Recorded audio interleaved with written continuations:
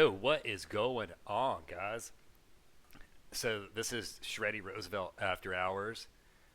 I'm Shreddy Roosevelt, and I just wanted to rip on the old Laney here. This thing is an absolute beast. Just a phenomenal British tone machine, and in my opinion, the best Doom amp that has ever been created. And yeah, I don't know. I just wanted to. I had the mic set up from the other video. Came in today, felt like letting loose a little bit, and I had the idea for doing a frequently asked questions video, just because I'm sure you're thinking, yo man, you've got like 600 views total, dog. If that, how many questions you really get? I've gotten about five, some a few times over, but one question I've got is who am I? Am I in like a band or anything? And I guess yes and no. I'm working with a dude online right now. I met his drumming, and we're passing some tracks back and forth and in the process of putting something together. I've done a lot of solo work. That's what's on my Bandcamp. Before that, I played in some kind of like professional bands, and then I just quit real fast because I didn't like staying out late. I didn't like touring. I just work a day job. It's pretty aight. Let's see. How do I record? I record into an Apogee Duet. That's my interface. I have two of these P170 microphones, condenser microphones. I use those for practically everything, usually in stereo. Sometimes I work in a SM57, or if I'm trying to do something with my drums. I don't usually put those on the albums. It's usually easier to work with samples or things kind of like that. Or just like I'm doing now, get someone that's really good at the drums to play them. I'm bad. But anyway, that's how I record. And I have two 1x12s that I usually run into. One's either a Greenback or a Vintage 30. This gives me a good blend. And I have a Friedman Jakey Lee 20 and a Mesa Mark V25. That is over this direction here. And most of my pedals are here. The pedal I use the most is probably a Tumnus. I have it on right now. I'm using a old school big body, big Muff. And then, I just have a few other distortions and an EQ and a compressor. It's nothing real exotic. The other question I have gotten more than once is, what's this dual reverb, or not dual reverb, it's a DR, it's a dual rectifier.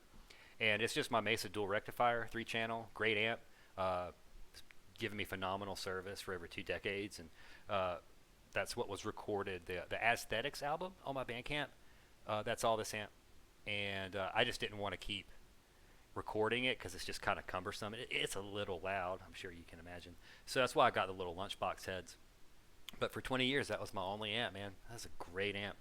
The only thing it can't do is like a AC/DC, like a traditional AC/DC.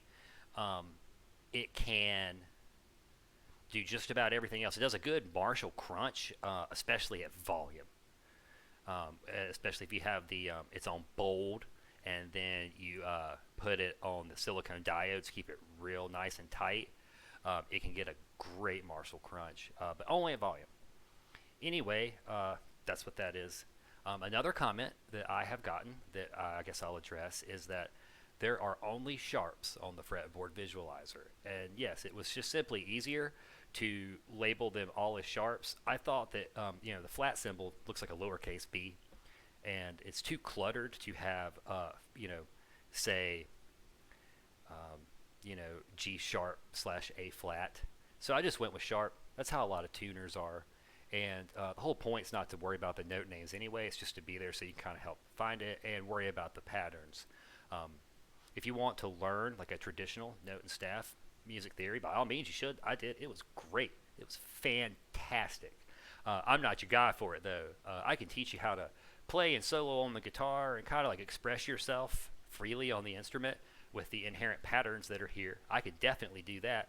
But I'm not the dude to teach you composition. You should hit up Rodney Washka. I wouldn't recommend Phyllis Fogel, but she has unfortunately passed, and I mean, like I said, man, she rocked. But anyway, yeah, that's why it's all sharps on there, and I had to program it to make my own resources. I don't want to use other people's tools and get sued or something. So yeah, that's why it's like that. And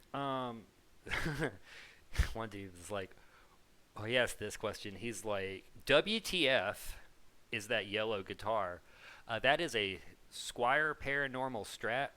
It's a pretty cool guitar. It was the right price, and I put a Chopper T DiMarzio in the bridge, and a jazz rails in the neck, and a Corey Wong reverse wired, reverse polarity in the middle. And I'm still working out the kinks. I do all the work on it. I'm sure you can tell by the pops. It's not grounded well. I'm just a little lazy when I put it together. But man, that is a phenomenal guitar too. It's replacing my old Ibanez that I used to play with this thing for 2 decades. And in that Ibanez, I have something similar where I have a DiMarzio X2N in the bridge and a Seymour Duncan traditional, just jazz in the neck, and then I left in the old Ibanez single coil because it sounded good. And I rocked that for a long time, so I just kind of kept that same setup and went to a Nashville sort of Strat shaped Telecaster. Well, hey guys, it's been real. Thanks for checking out After Hours, and hopefully people ask me some more questions, and I do another one of these, or just come in and just shred an amp for a little bit. That's pretty fun. All right, take it easy, guys. Thanks for watching.